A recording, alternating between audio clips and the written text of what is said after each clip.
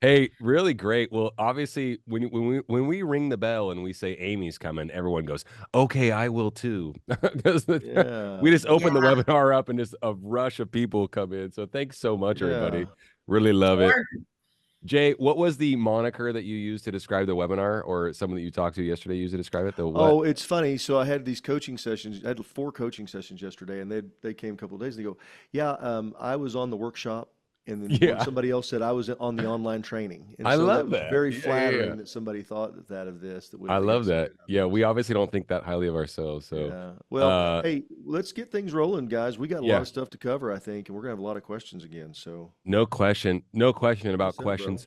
Everybody, do us a favor. And this is a very interactive webinar. If you've been here before, it's great to see you again. If this is your first time, it's great to meet you. Feel free to use the chat feature as much as you like. Tell us, where you're from, the name of your organization, all that good stuff. Share that with us. It's a very interactive webinar. Thanks so much for coming to episode 161, I believe. 161 Yeah, 161. of the 160. the HGA free webinar series online workshop tutorial. I love all the new names. I think that's awesome. But thanks so much, and thanks so much to our dear friend Amy Meyers. She's been a friend of HGA for a very, very long time, for Muscular Dystrophy Association, the okay director of community partnerships, Vice President, vice Community president. Partnerships. They shortened it, Vice President, Community Partnerships. It used to be Yeah, like VP, about 19 words VPCP, long. Yeah, that VPCP. I love yeah. it. No, I know. Yeah, it was too long to memorize, and they always like to change it on you, but you They earned do. it Well, they keep regardless. changing it and they keep adding Hi, teams to Pam. me. I keep like getting more, so they have to like make it more, I guess, generic Inclusive. because they keep adding all these different Nice. Yeah. portfolios to me. That's Well, hey, awesome. just a little housekeeping real quick. Yeah, we've got the oh, Q&A thank is you, up and running Katie. Thank already. you, Yeah. Katie. And I'm going to do a great job of monitoring the Q&A with Bailey. We have Bailey. You can't see her right now, but yeah, Bailey from our team. She's the one that lets you all know when the webinars are happening and all that good stuff. So Cheryl. so thanks so much everybody for coming. And yeah, so we got the experts. We got Amy and we have Jason here with decades, 6 decades almost of experience with I fundraising don't like events. the way that sounds. Do I you, know, Amy? right? That Well, kind of that That's was because sounds like. flattering. Where I come from, I that's mean, Jason has flattering. most of them. I'm just I was saying. gonna say I started when I was 2. I was I like 14. combined. I did it. It was. I wasn't trying to be tricky, but I combined your experience into one lump sum because we're Yeah, a team yeah. here. Well, It still sounds like a lot. it I sounds know like a lot. It exactly, makes and us Maybe. old. the Uh, audience appreciates it because we're going to yeah. share. It's going to be everything gala. I've got some questions. As a matter of fact, this is part two. Hey, We're can I gonna say work. something real quick? You can say whatever you Stay to like. the end and win. Yeah, Stay to the please. end. We're gonna give something away. So hey. We have some cool gifts that we like to give away at the end of every webinar that we do. Thanks so much once again for coming. I've got a list of some questions that we didn't get to in part one Mhm. that I can kick off with if you like, unless you guys have some. Jay, you have Yeah. a couple ready for Yeah, Amy right I now. want to just say, one thing that we're seeing a lot of is being bold, and this is something I wanted to mention. I had a really good coaching session yesterday, and when somebody asked me the question, they said, "Do you think we should just go for it?" And I Mm, said, "Well, of course you should." yeah, And I careful. said, you've got to go for it because everybody's scared of this word called failure. And if I set a goal out there, it would be, well, I'm going to fail. Well, if I don't hit my goal, I fail.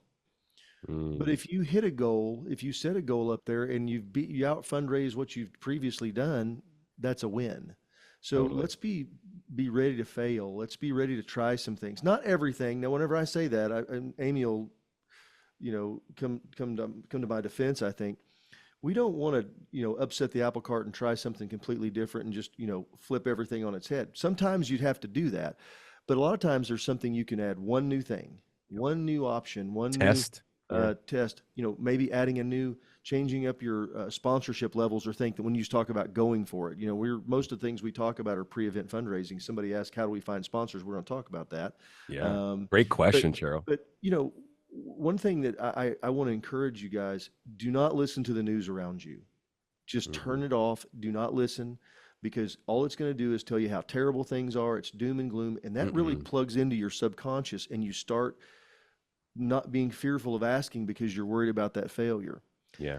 And when we're out trying to fundraise for our missions, not everyone is going to align to what our mission is. Just not. And that's Mhm. okay.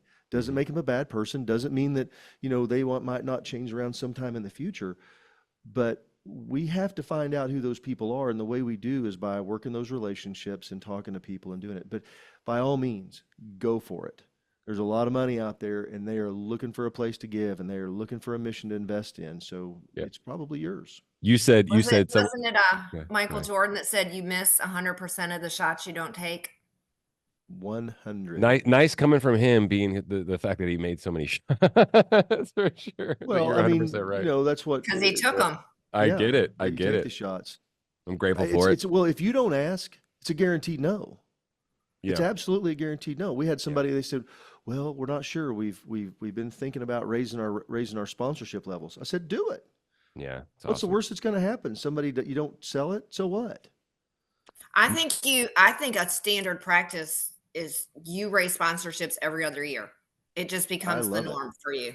Yeah, I think well, let's I just agree. think about what the rate of inflation is.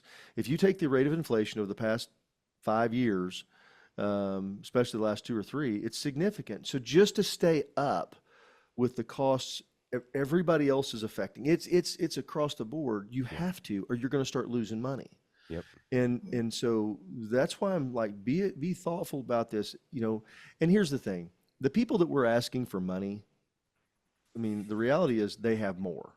They have more than they've ever had.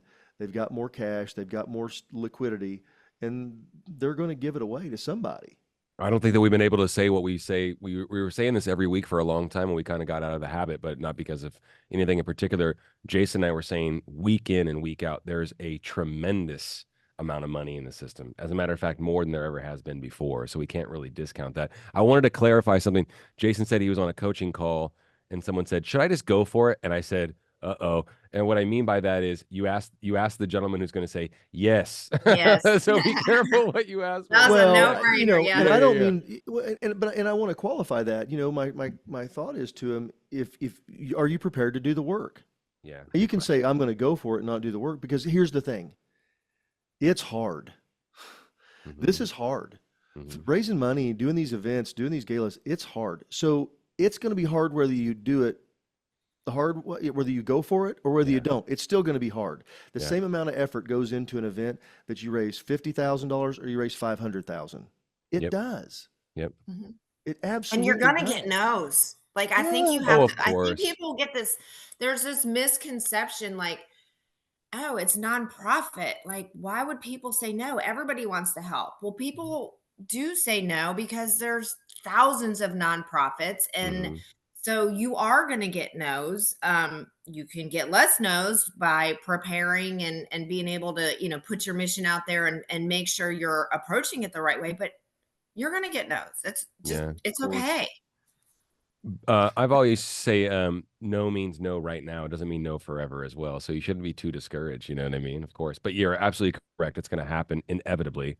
Um, I want to get it, you just mentioned something about sponsors, Amy, and the way that you Mhm. ask for more after a couple of years and your cycle that you all have at MDA.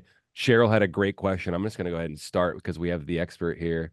And I just want to say, how do we find sponsors? It's a very straightforward question. I think it's awesome. Where would you start? We'll start with you, Amy. I mean, really, there's really a lot of different ways you get sponsors. I mean, my number one, the way that we do it, and every organization is different, obviously, is we're relying on that committee or that executive board or whoever it is.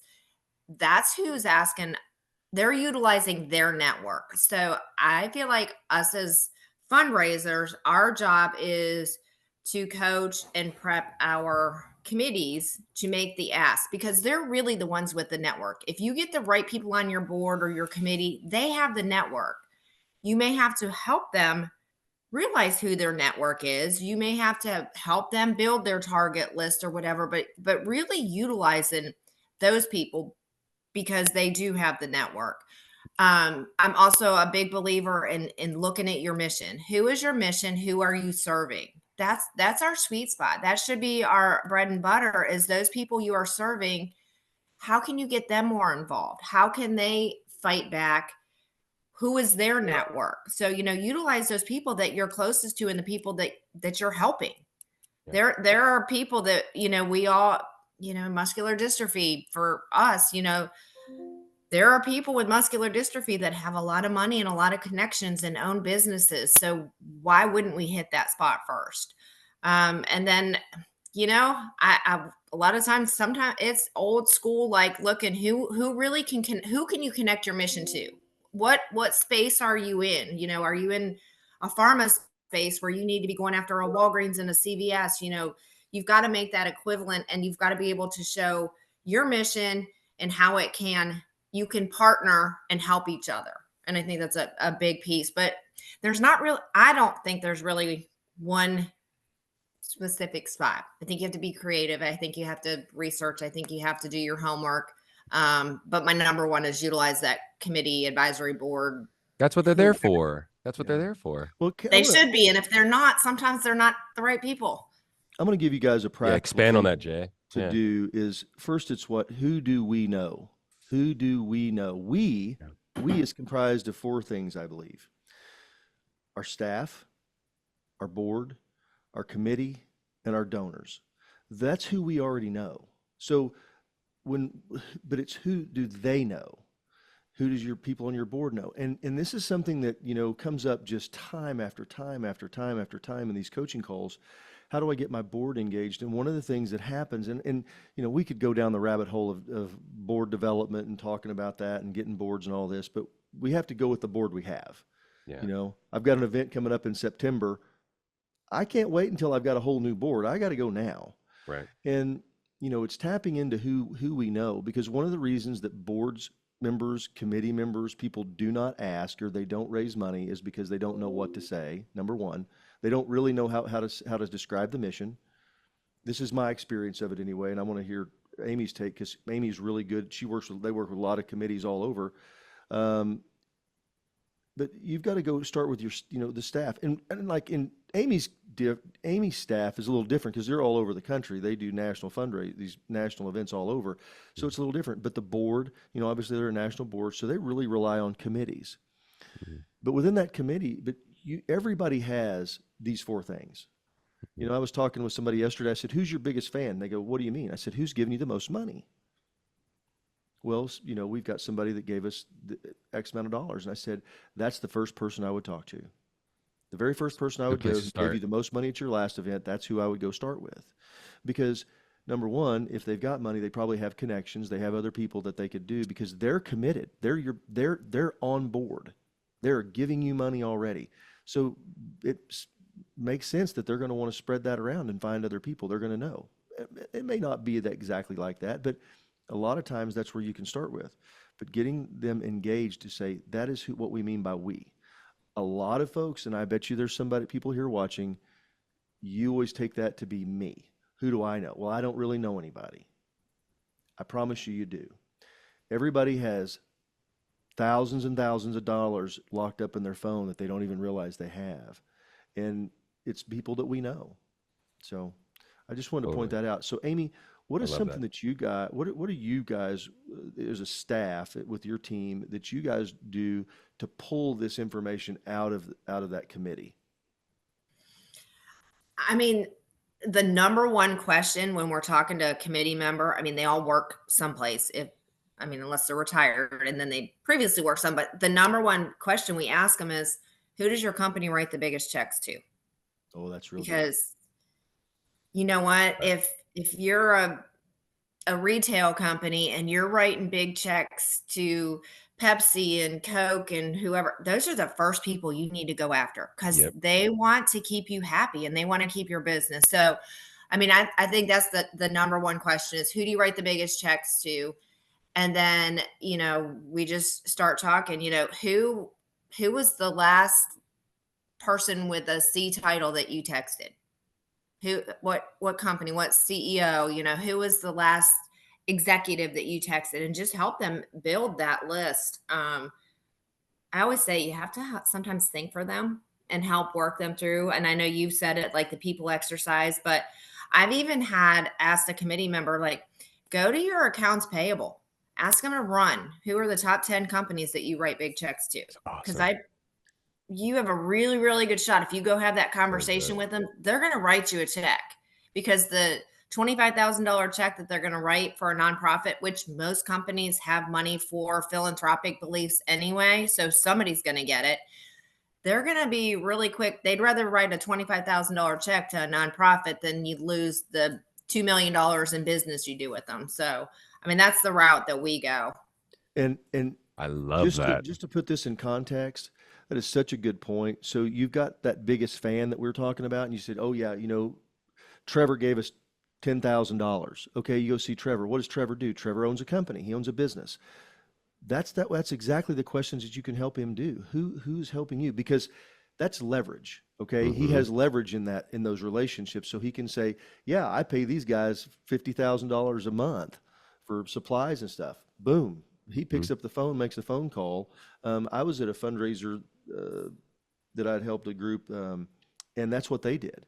They really leaned on their vendors, and they went to every one of them. And guess what? All the vendors showed up and showed out, and they wrote checks. They put money out there. If you've got there's a group had a construction job going on. I said, "Have you asked the construction company?" And they go, Yes. "No, we haven't." I said, "Go talk to them. Mhm. They're invested in you guys." Wind up being the title sponsor. Yep. All So cool. these people that are out there. And I know you go, "Well, I don't have a construction project." It's okay. Look through, who do you guys do business with? But it's also, when we say we, again, it's staff, board, committee, and donors. So you Use look all at your who are resources. they doing it? You've got somebody on the board that owns a company that does a tire company. Okay, let's say they sell tires. Well, I promise you, they've got other people they do business with who are big. They spend a lot of money with. Whether it's marketing, advertising, banks. You I get was just somebody going to who's say, got a there's the standard, your bank, who's your bank, who's your accountant, who's your insurance company. Like Yeah. those, there are certain ones that every company has. I mean, unless you're teeny tiny, and even they will have them in most cases. Like there's some they've all standard. got them. They Mhm. all have them, and that's where a lot of times we have to help them think. They want to do this, but they're not doing this 24/7. Well, They've got their they don't company, wake they've up got a thinking about job, it they've every got kids. day. No, they've got kids, Yeah. they got other It's stuff going okay. on. Yeah, that's So when okay. we get them together, if we can lay out this plan for them, Yep. that's how you're going to go and help find these sponsors, help find. And I want to, when I talk about sponsorships, and I think Amy does the same thing. When Trevor and I talk about it, sponsors like selling tables and tickets. That's the way I look at that, is tables and tickets and bringing people in. Underwriting is where you're underwriting a cost and expense. And when I say a cost or expense, whether you paid for something or didn't pay for it, you can still underwrite it. Okay. Totally. You can Yeah. still get an underwriting for everything. Doesn't come with the tickets. Everything's negotiable, but having those two things in parallel when you do talk to somebody, and I use this example all the time. How many times you call up and I go, "Hey, Amy, we've got our big events coming up on September 21st. Love to have you guys come, and can't wait to have you come be a part of this. We'd love to have you be a sponsor." Amy says, "Sorry, Jason, I'm out of town. My daughter's playing basketball that weekend. I'm going to be gone." Mm-hmm. I don't go, "Oh, well, darn, shucks, golly, I guess we'll catch you next year." I follow, "That's awesome. I'm so excited for you, but I know that you care about, we'd love to have you still be a part of it. I'm going to send you a list of all the ways you can do underwriting. You don't even have to be here."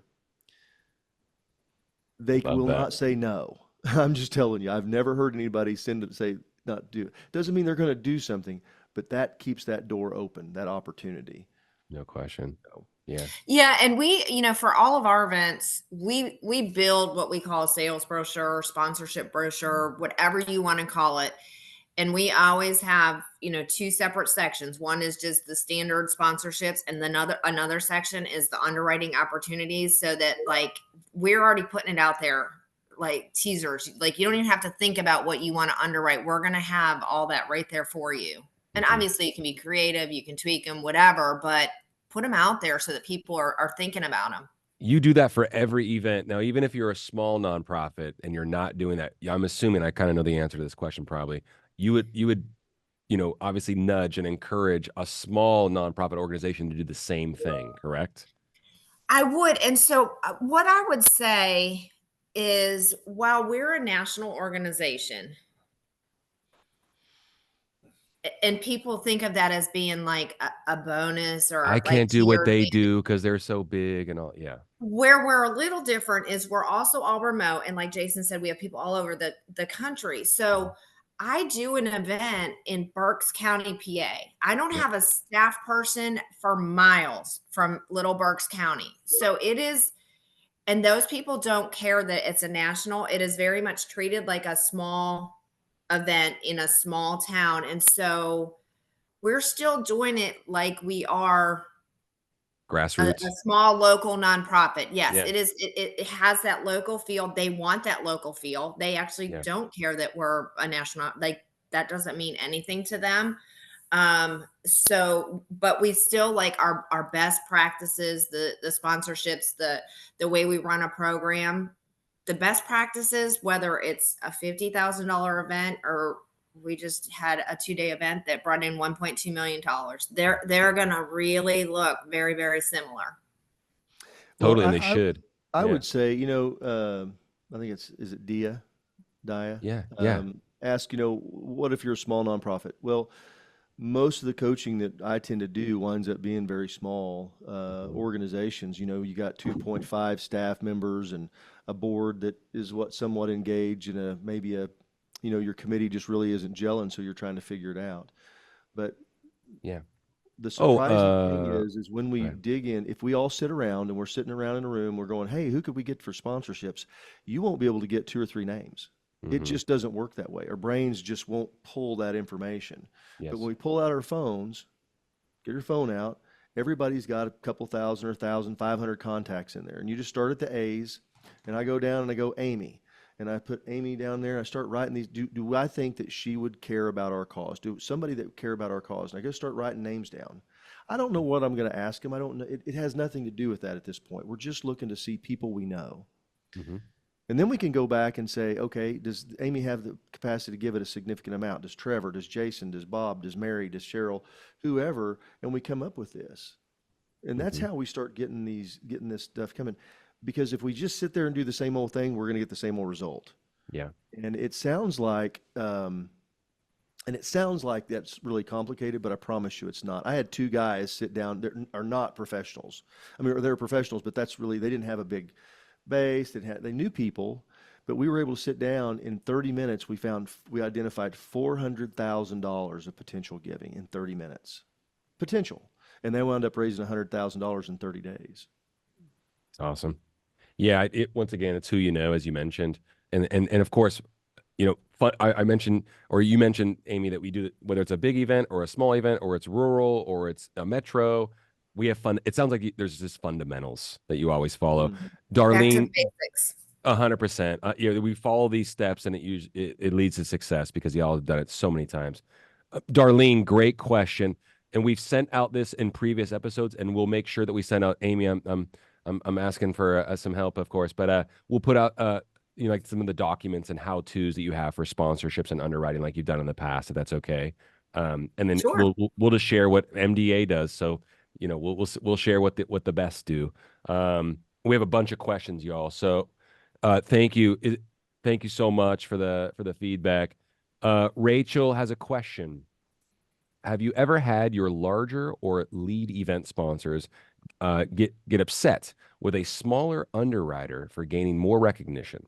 For example, a title sponsor may have the larger logo around, but your underwriter for a photo booth has a logo on 400 plus takeaways. So that's a very good question, actually. So yeah, how do It we? is. Yeah, Been there, done that. thanks, Rachel. Yeah, Yeah. let's start there. We'll start with you, Amy. Yeah, on that, Yeah, I please. mean, I would love to say that hasn't happened. And immediately I have a sponsor that pops into my head that has happened with not once, but twice.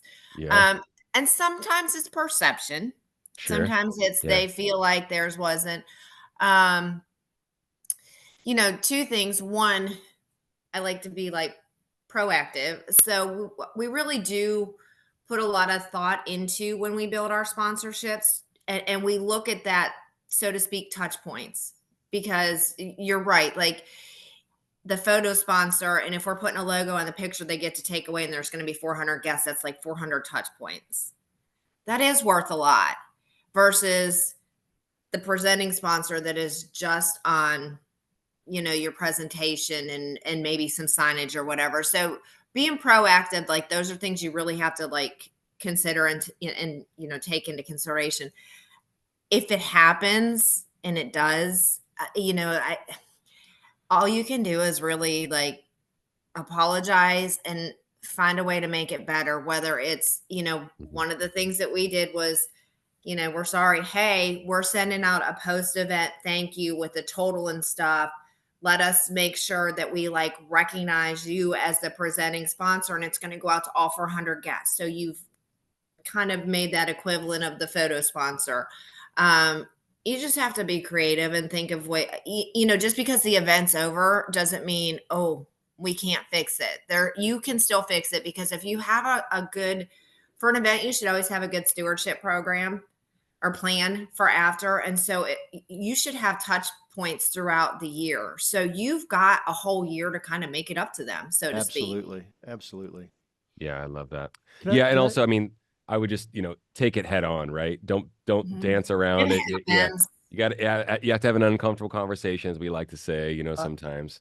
I want to Jay, make a talk to us. point, and it kind of Yeah. leads into the next question we're going to do here in a second, or part of it, but I want to get Amy's take on this. So one of the questions that comes up a lot, and everybody starts talking about, well, how can I justify, or what am I trying to give them for the $25,000 sponsor versus the $10,000 sponsor? And I'm like, you don't have to give them anything. Now, you can, that's okay. But if you start making an exchange quid pro quo about what they're getting versus what they're giving into, Mhm. well, then it's very It becomes kind of transactional, and transactional. Yeah. Yeah. it Yeah. becomes very transactional. But if you set this up to say, we're sending kids to camp, and this is your 25,000, it's gonna send 25 kids to camp. Right. That's what this is going to do. And I want to get your take on that, as far as how you guys regulate that and make sure that you're not become too transactional and keep it more mission based. I mean, I think that the number one, we're very thoughtful in putting our sponsorship levels together. I mean, we've been at it for a long time. Um, we've learned, we've made those mistakes. So a lot of it is just live and learn.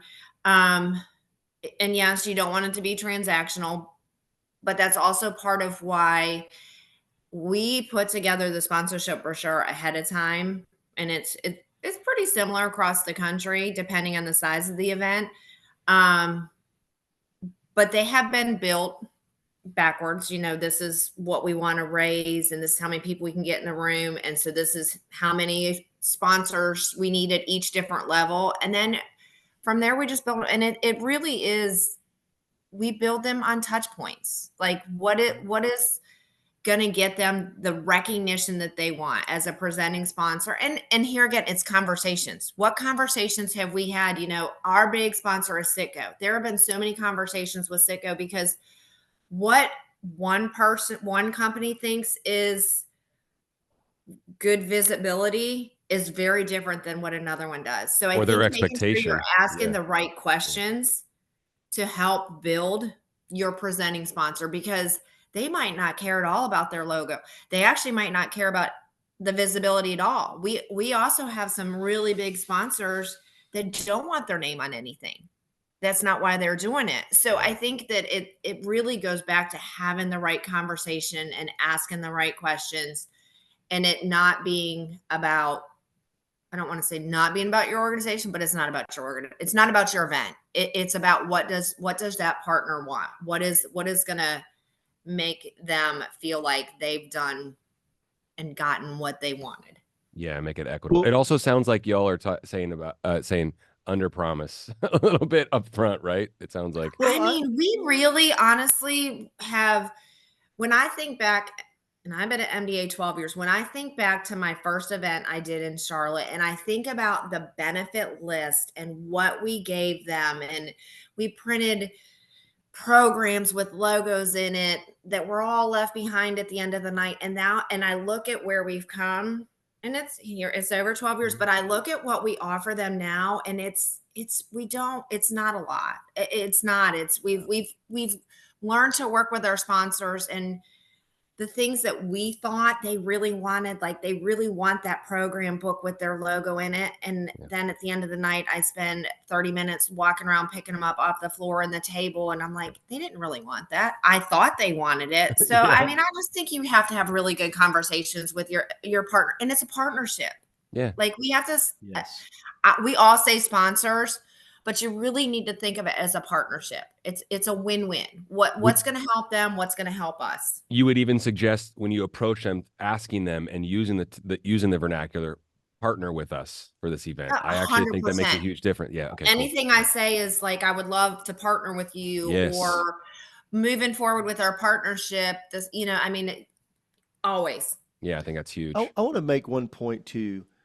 More money doesn't mean more seats at the event. That is, No. those two things are completely. In fact, it's my personal belief that people are frightened off from doing the large sponsorship because the commitment to get people there at the event. They're like, 3 tables. Where am I going to find 3 tables worth of people? I'm saying this genuinely.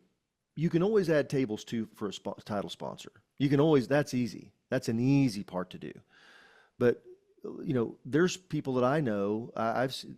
First of all, the guy's very wealthy. He's not going to go to your event because he doesn't go to any events. He wants to be the title sponsor, but he doesn't want a table. He's going to give it back every time because he's not going to go. Yeah. Yep. And that's where you've got that whole conversation that Amy's talking about. Before you go and print out your deal and mail it out to 5,000 people, those conversations happen before this ever goes on. Yep. That's why you see a lot of times nonprofits, whenever they do send out their invitations to become a sponsor, they already have the title sponsor down. That's already done because they've done the homework, they've had the conversation, they've worked through that, and they've got somebody to commit because they've done it early on. They didn't wait until 60 days before the event going, man, I got to go find a title sponsor. Yeah. I mean, it's I mean, early and my often. favorite thing to do is to sell as many as I can of the big ones before we even send it out. And we do a like first chance, like we're getting ready to send this out. We're going to give you the first opportunity as a past sponsor to renew your, being the presenting sponsor. And then guess what we do? We put a big old sold and the company logo across the brochure. So when it goes out, everybody knows, oh, I can't be the presenting sponsor. Or can I? Because you can share it. Yeah. But they're going to see that logo on there. And I mean, to me, that's a big sell. They're going to want to join the party. People love when a company loves when you sell them the presenting sponsor ahead of time and their logo goes out to all those people, letting them know about the event. Do. And that's something, great. and that's a way that you can get somebody on there because you can go say, look, we're giving you the opportunity for the title sponsor. We'd like to have, here's our deadline before we send everything out. And if we can have your commitment, then you're going to go down out to everybody because they love that stroke. They like that stroke. And, not most of them do. So sure. And we'll do, depending on the event, we'll break it down and people get a little confused in the two, I think. Sometimes I do, but like we'll have a title sponsor that's exclusive. And we'll try and sell that title sponsor. And then we'll allow more than one presenting sponsor. It can be presented by several. So your title sponsor is your big guy. And then we'll do a presenting sponsor and we'll have 3 available or 4 available. And you can still do that, 4 available or 3 available, 1 sold in the company logo. So you can put that on there. So, I mean, you don't have to shut it off that, oh, the presenting sponsor's gone. There's no room for anybody else. You can be creative with that marketing so that when it goes out, it entices people to be, hey, I want to be a part of that. You absolutely need to be creative in that. That's your invitation. I also love how it's a way to get folks to commit. You know what I mean? You give them a deadline, and I'm just using that term loosely, of course, but I love that. I love that because of the opportunity that you get if you do commit, if you are that. We typically, for most of our events, send a communication out before we actually truly launch the event to give the first right of refusal if they had a sponsorship the previous year. And like I said, we're raising sponsorships every other year. So every other year, that one that they bought, it's going up. So they know that ahead of time, but we're giving them that first right to buy it. Just getting in the weeds. You said first right of refusal. I love it. I mean, because there's no rules. You can get creative. And I mean that obviously judiciously, but you can say, you can, we'll take half of it right now. You can get as creative as you like as far as terms as well. Correct. I mean, you do. Yeah. And there's something about like first right of refusal that makes That's what I companies mean, feel special and Yeah. feel like It does. it's like, I don't know. It Well, works. it works. You go up It to does. you go up to your last Well, it's sponsor and say, psychology. look, we Yeah. really appreciate everything that you've done, and you have been a great partner. Mm-hmm. And we've come to a point where we need to move it up. We've got other people who have, we're talking to and are talking to us, but out of respect, we want to come to you first. You're our Yeah. partner. We want to, we want to be with you if that's acceptable. And I talked to a group that had the same guy give $50,000, same guy, company give $50,000 several years in a row, and I was like, well, why don't you ask for 75? Well, we don't want to do that. I said, well, there's 15 people that would like to be at 75 or 100,000 for this. Yeah. I said, but go to them and offer to them first. That's all you have to do. Hey, He's gonna this is say, where we're going to great do. job, Yeah. congratulations, guys. Thank you so much. He's not going to go, I hate your guts. Because he came to him to do this at 50 to help him increase the mission. That's the whole thing. It sounds so simple, but it shouldn't be adversarial. And like you said, it shouldn't be transactional and all these things. And it comes back to, is that how you would treat your partner? And the first right. Yes. You would talk to your partner first, Yeah. So view it. I love that you said that. It sounds so simple, but it's so true and so poignant. I think as fundraisers, and I've been doing this for 30 years. I think sometimes we overthink it. Like, Yes. just keep it simple. Like, Yes. yeah. But we're just talking about, like, obviously your heart's in it. You're not doing it, for the wrong reasons. But just think about just like the careful use of words. It's just so simple from a psychology perspective. It is. You make someone feel like they're special or they're different, and they're like, Yes. oh, yeah, pick Yes. me. Or that, or when it wouldn't feel good. I mean, we were children once. It's like we know when things don't make us feel good. You know what I mean? It's great. Yeah. So it's like reverse psychology with our kids. We have to use it on our partners. It's so true. It's so true. That's a whole nother subject. We could do a whole nother webinar, by the way, everyone, on sponsorships and underwriting. As a matter of fact, we might do it. So if we can, but we have questions coming in hot and let's heavy. get to that next question, Trev, because that's a good one. Yep, absolutely. And thanks everybody for sharing. Dia, thank you so much for the kind words. Cheryl, thank you so much for the kind words. I know you have another question. They're coming in hot and heavy. Please, this is an invitation to send some more questions in right now. Okay. So Anne, had a great question. If someone underwrites an expense, for example, the photography, what do we offer in return that is different than the sponsorship level perks? I think it depends on your event. I think it depends on your sponsor.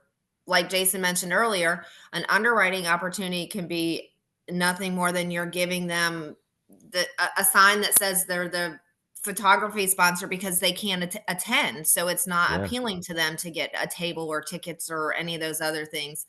So you're saying case by case. I'm also thinking you don't have to do anything, frankly, other than let them sponsor the photography booth. Yeah. That's the whole thing. Well, and you can translate it back, like Jason said. So, and I'm working on this event right now, so it comes to mind where they're underwriting opportunities. It's, you're the $5,000 photo booth underwriter, and that $5,000 will pay for 100 minutes of research. Like it's a cool. Not touchable. It's, you know what I mean? You don't have to have you tie it back to the mission and Yeah, I think that's the whole thing. Everything, whether it costs you money or doesn't cost you money, the restrooms are not going to cost you any more money to have there, unless you're doing the Porta Johns or something like that for a walkathon. But let's just say you're doing a gala. Well, they're not going to cost you anything, but you call it a refreshing station, put a sign out front and say, brought to you by ABC Plumbing Company. We have friends in the space that sell that for photography photography underwritten by, John and Mary Jane. It does. That's the whole thing. This is a way for people to give. And if you keep it on what they give, not what they get, it's a different conversation. Yep. I love And that. I just, I hope that helps, Ann. whether it Yeah. does that way they know what the mission is. Yeah. Keep it mission I, centric. I don't think, yeah, I don't think that you're tied, of course, that you have any obligation to give anything more than what they're underwriting, right? As far as the space and like you said, the photography is a great And one more example. thing, I want to just say underwriting, it's not about what it costs. It's about what value, like she's saying the photo booth. Photo booth's a high visibility thing, or the red carpet. You go have a big, Step and you ha- repeat you with ha- the you ha- logo. yeah, you have a big thing Yeah. about on the back that has your organization's logo and combined with the underwriter's logo. Yeah. That's a big deal. That's a Yeah. huge thing because everybody's getting click, click, click. Like you said, you get the 400 pictures out there. That's Have a conversation, like you said, and then also put yourself in their perspective. What would make sense to them if they're a photography company, or if they're a wedding photography company, underwriting the photography booth, for instance. What would make sense to them? Like who's their audience, for instance? You can also put yourself in their shoes for a second. I'm going to get to another question. mhm. And everyone, thank you so much. They're pouring in. I got to get to them in the next 20 minutes. Monica, thanks so much for sharing. Y'all, do you have any recommendations surrounding year-long versus single event sponsors? What model do you recommend? Great question. Read that. Say that again. Like Do year you have any long. recommendations surrounding year-long versus single event sponsors? What model do you recommend? I haven't really heard that one very much, but it's a good question. You can mix and match however you want to. You got Yeah. somebody that says, I want to be the $50,000 presenting sponsor, but I'm going to pay it to you over a 12-month period. I mean, Yeah. sometimes the companies will do that. They'll say, look, we're going to give you $6,000, or even more. We'll give Yep. you some money. You can do things like that. Yep. There's organizations out there that I personally know, and they're like, hey, look, we want to be the sponsor this year for maybe for such and such. What that means is if they do 4 or 5 events, they get brought to you by, That's what I was 8 going to say. Is she asking like for more than one event? Yeah. Uh, Monica, I, if you want to embellish a little bit with another yeah, I follow-up was, question, that's if, awesome. and Yeah. I'm interpreting it different, and this may be completely not what she's saying, but That's okay. we Oh, do she means work with. multiple events. She says, yes, Yep. I So mean we multiple do. events. I was going to say we work with sponsors that do want to do that. Okay. And so it goes right back to we meet with them Yeah. to see what their needs are, Mm-hmm.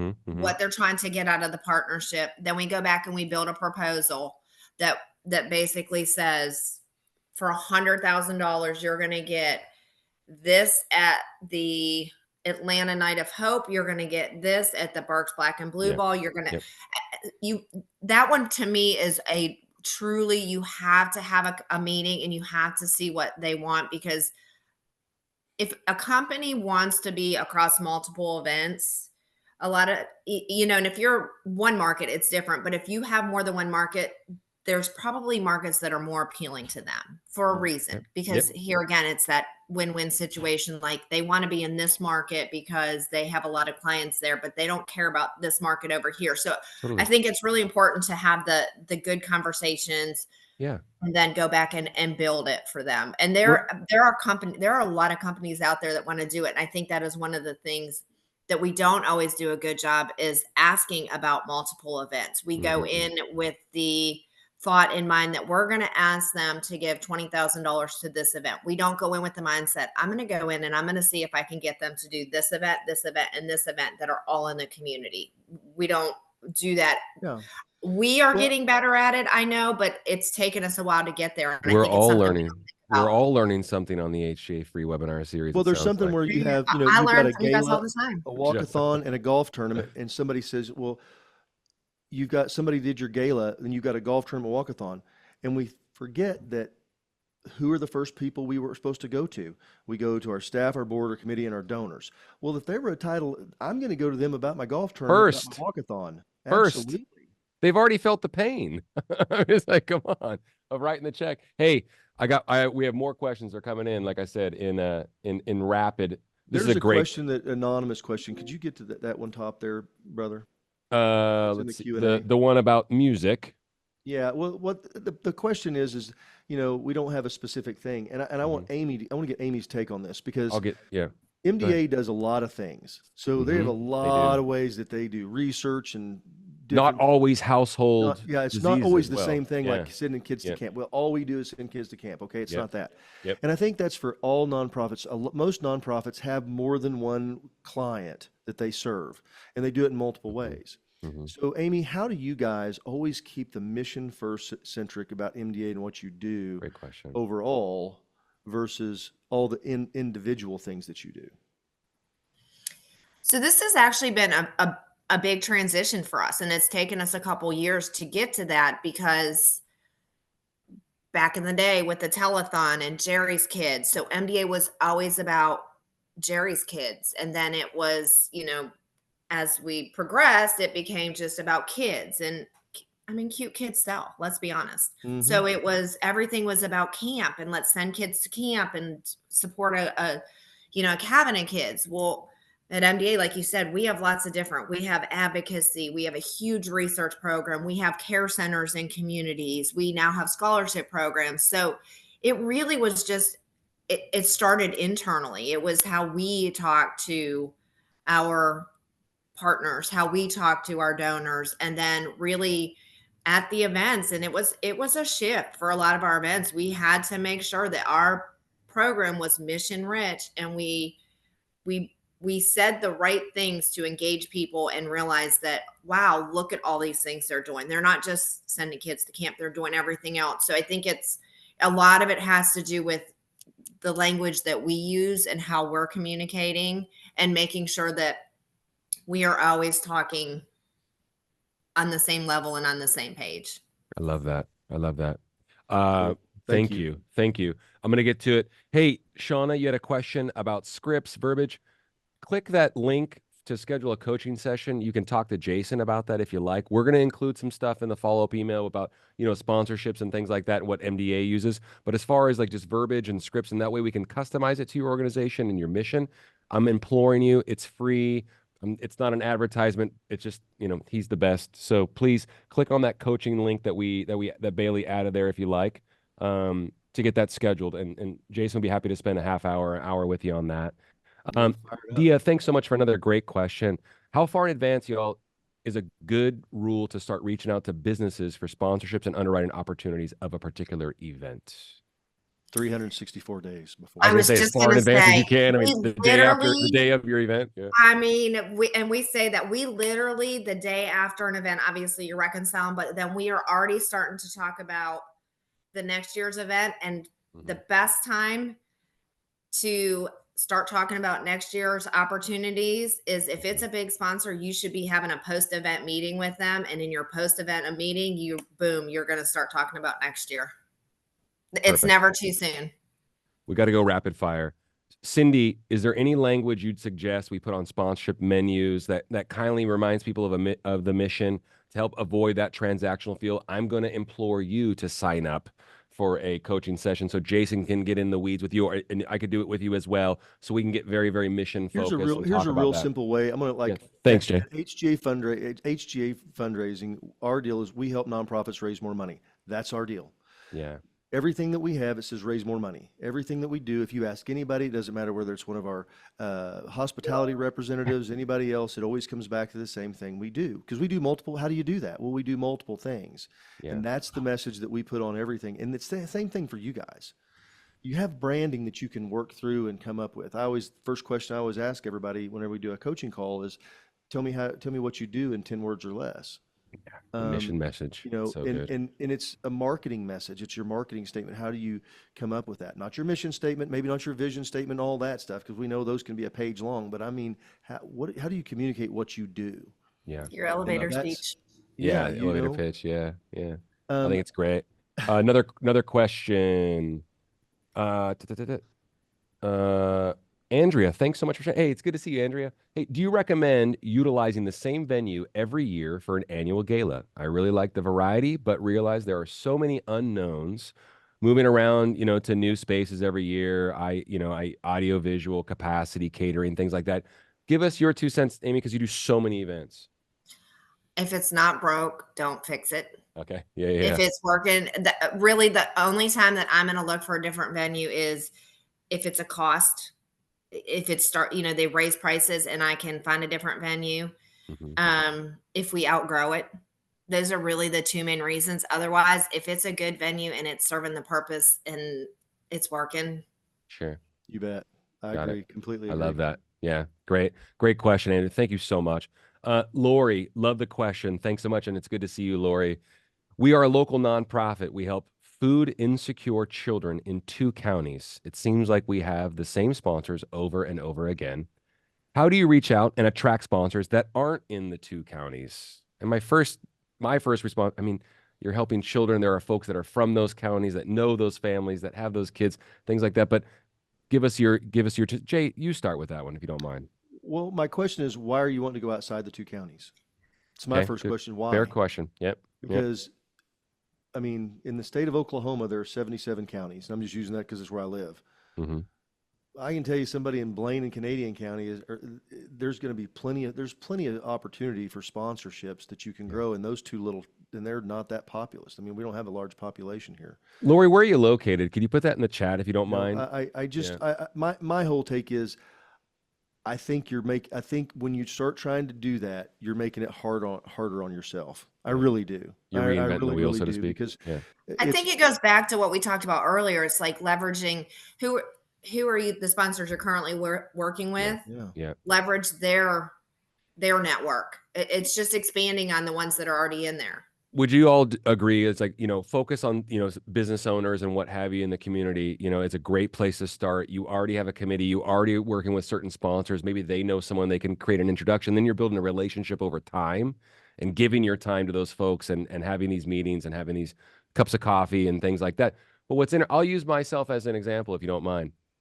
you know, we run the company. We're decentralized. Jason's in Oklahoma. I'm in far Northern California. I'm in a basement in a building that a friend owns in downtown Redding, California. But I still have a company, right? I don't have a giant sign.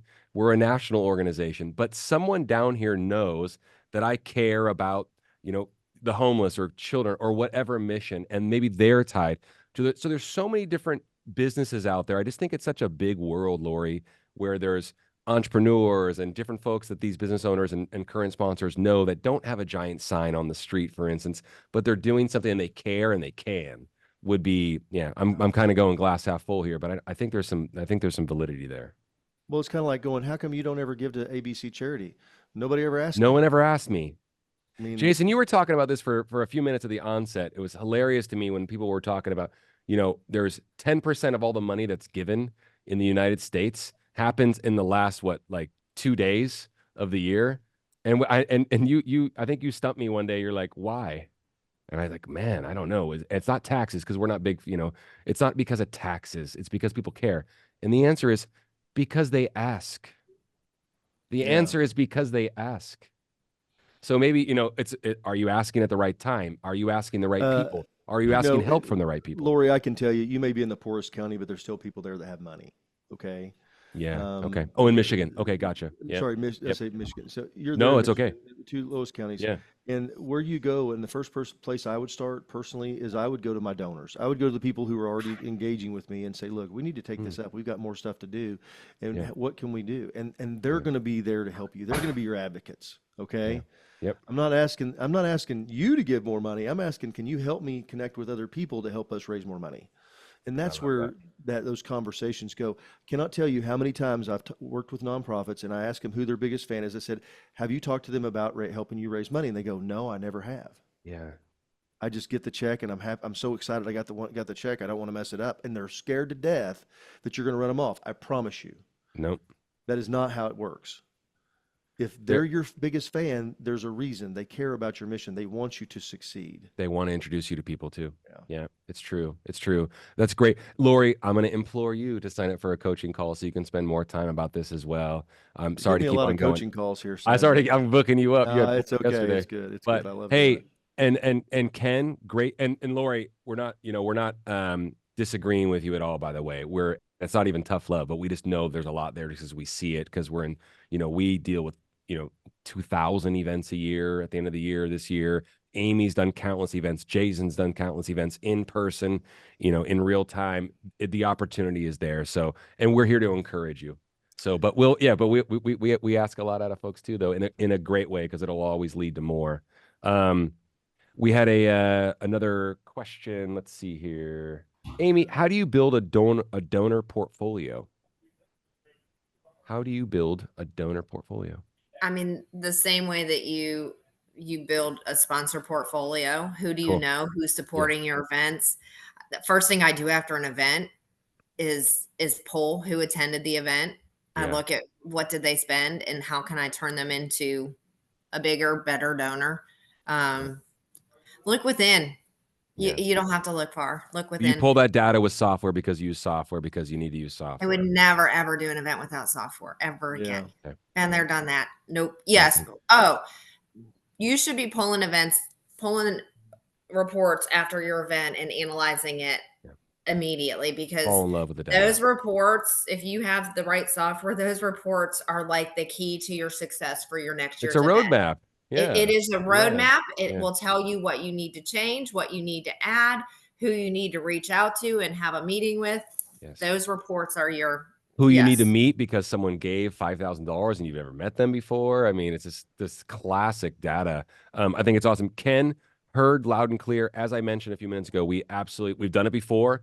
You can go to the HGA. Bailey will put it up there, the HGA YouTube channel, and you can see we've done webinars with Amy about sponsorships and underwriting. I think I'm projecting a little bit, but I think we need to do another one. So I can see us doing another one within the next 60 days. Without talking to the brass, but loud and clear, Ken. And it's something we spent a lot of time just on this webinar talking about because it's so impactful. It's so important.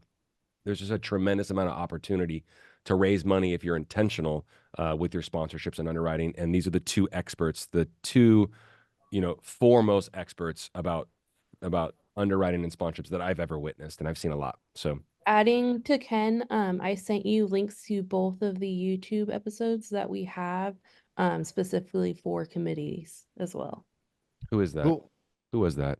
Ken? Just kidding. That was Bailey, everybody. Oh. Hey, thanks, Bailey. With a little, Hey, little cherry on comes from top. nowhere. Thank you. Guess what? She's good. I've got two winners. I was gonna. That's Ew. so funny. You were gonna give one away. I was like, the outreach was so huge. I was like, let's do two winners. That's awesome. All right. So I've got two winners. I'm going to let one You're of so- them roll. you're so We're gonna generous. give it away.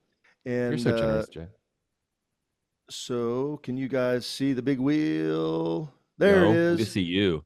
Oh, yeah. Hey, Well, now cool. you're seeing the wheel. Okay. Crystal LaCoy, reach up and hit the spin, and we're going to see what you're going to win today. And we're also Oh, Crystal, gonna you give- already won. 'Cause Yep. You can't. so You you've can't already walk won. away with zero. This is not And like Wheel of LaShayla Fortune. Clark is going to be the second one. Oh, there it goes. And Nice. we're going to give to LaShayla Clark. We got two winners today because, Cool. I wore my giveaway. more Crystal and stuff today. LaShayla. All right. They won 200 HGA bucks. Congratulations. You can use that to Cool. help raise more money. Nice. And, Awesome. Yeah. That's awesome. Well, so how cool is that? Hey, Bailey's going to reach out to you, Crystal and LaShayla. Thank you so much for coming. That's awesome. And hey, yeah, sorry, Amy. We got to do it again. I'm sorry. You know what I'd like to do, There's Amy, too many and questions. because the questions I come love up it is because I I would- learned too. I learned from you guys. I learned from the questions people ask. It makes me think things through. So it's beneficial for me. I want to love it. do one where we talk about alternate fundraising events because somebody said like the jail, jail for good and Yeah, Cheryl, was that your question? I'm walks sorry. We and got to get to different that. things. Yeah. I Yeah. would really like to do that. I think that's something that we get at, we get really tied into galas and fundraisers, but I think that'd be fun to do as well. Some alternate fundraisers that you can do. Okay. Yep. Fundraisers. Yep. All right. Well, we got to do Golf is where it sponsorships is. and underwriting for sure. We got to Hey, do sponsorships and underwriting. Amy, thank you so much. Trevor, you, thank guys. you, brother. Bailey, Yeah. thank you. And thank you all Thank- for showing up. We really appreciate Yeah, everybody. great turnout. Thanks so much, everybody. Do us a favor. Come join us. Well, the next webinar is not going to be next Thursday because we have a holiday, but it'll be the following Thursday. Yeah. There's a survey when you leave. Would you please fill that out for us? It really gives us great feedback. We would love to hear that feedback. Please take 2 minutes and do it. There's only like 3 questions, or I think. It'll That'd also be help very us with helpful. topics moving forward about Yeah, stuff that you for want to sure. hear about. Yeah. All right. Yeah. See All right. everybody. Thanks, everybody. Have a great Thank Thursday. you. Appreciate you all. All Have a right. great Memorial you, Weekend guys. coming up. Bye. All right. Bye now.